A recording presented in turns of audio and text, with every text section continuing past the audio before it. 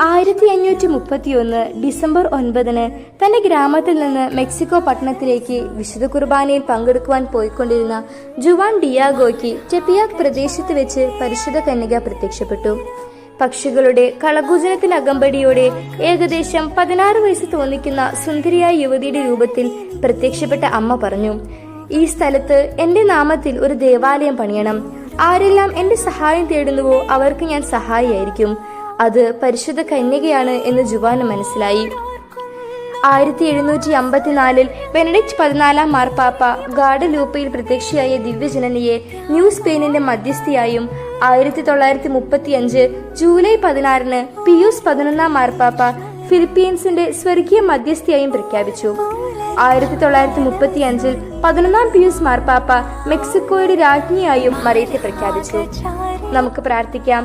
ഞാൻ കരുണയുള്ള മാതാവാണ്. എന്നെ ആശ്രയിക്കുന്നവരെ ഞാൻ സഹായിക്കും. അവരുടെ പ്രാർത്ഥനകൾക്ക് ഉത്തരം നൽകുമെന്നും അരുളി ചെയ്ത മാതാവേ, എന്നെ കടാക്ഷിക്കണമേ എന്ന് ഞാൻ യാചിക്കുന്നു.